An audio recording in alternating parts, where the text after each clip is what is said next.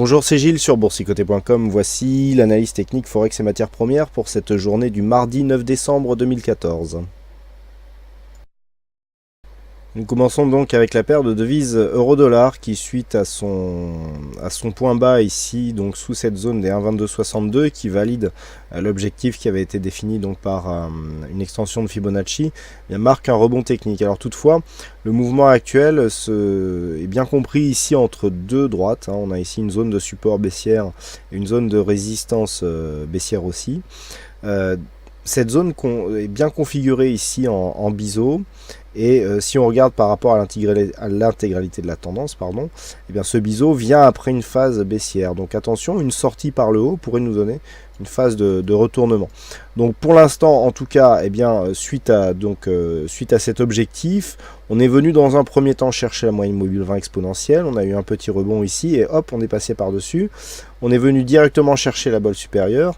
Contact avec la bolle supérieure, contact avec la résistance et on se rapproche ici de zone intérieure. Donc pour l'instant, on valide bien le changement de flux, puisque je vous rappelle que le contact ici sur cette phase a été vraiment faible. Il me semble même l'avoir souligné sur la précédente vidéo. Donc ici, une petite phase d'affaiblissement tout de même, puisqu'il n'y a plus contact avec la bolle inférieure sur le point bas. Et donc suite à cela, on a ici ce changement de flux qui est validé par un contact avec la bolle opposée. Le fait que l'on rebondisse sous cette zone de résistance montre que l'on est encore sous l'influence de cette configuration, donc en léger biseau. Mais il va falloir surveiller cette résistance, puisque suite à cet affaiblissement qui a été détecté, on pourra avoir une cassure. On voit que sur le contact ici avec la bolle sup et cette résistance, on n'est pas vraiment suracheté sur le RSI ni sur le stochastique. Et du point de vue de la dynamique, même s'il y a une bonne amplitude, on pourra avoir une continuité sur cette phase. Donc à surveiller ici cette zone de résistance. Si cette zone était cassée, on pourra avoir donc un signal de retournement qui se matérialiserait donc par une accélération. Si cela se produisait, eh bien les premiers contacts avec la zone de biseau se situant ici sur cette zone des 1,2834, voire même 1,2888, eh bien on pourra avoir un retracement total de la tendance, donc celle qui avait défini justement les extensions de Fibonacci, puisque nous avions ici un point haut sur cette zone. Donc attention, cette rupture ici pourrait avoir des conséquences assez intéressantes, et notamment pour tous ceux qui guettent le retournement suite à la forte baisse que a connue l'euro-dollar, donc depuis ces désormais lointains points hauts qui se situent ici aux alentours des 1,40. Donc on voit une phase de baisse ici qui a été totalement rectiligne. Le fait d'avoir ici ce possible retournement peut laisser un gros potentiel pour une phase de rebond technique à la hausse. Sur le dollarienne, nous sommes bien sur une phase ici de consolidation, après un point haut donc qui a été finalement respecté. Je vous l'indiquais hier qu'il y avait une petite possibilité effectivement de consolidation si on cassait ici cette moyenne mobile 20 exponentielle. C'est ce qui s'est passé dans la nuit, donc on est venu ici matérialiser une rupture, on a atteint le 38,2% à 120 yens pour un dollar, c'était le premier objectif, et puis cet objectif a été cassé, on est revenu dessus comme résistance et on est venu même marquer un contact avec le 61,8 après une attaque ici qui est venue chercher la zone des 118 $ l'once. Donc on est remonté depuis, on navigue actuellement autour des 118,92. Malgré tout, nous avons clairement ici une zone de résistance.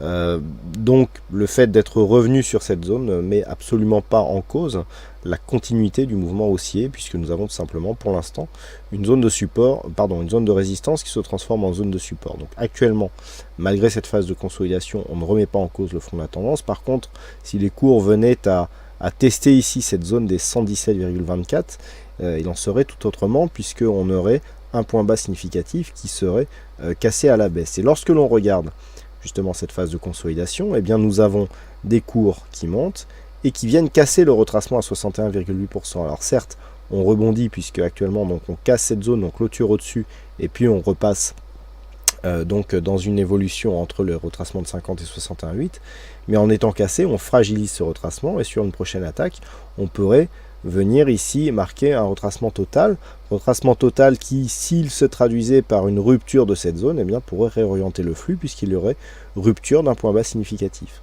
Bon, pour l'instant, on est ici sur une phase où ça sent plus le rebond technique, notamment avec ce MACD ici qui nous donne une une grosse amplitude, on n'est pas trop suracheté du point de vue des stochastiques et RSI, donc on pourrait encore continuer à descendre.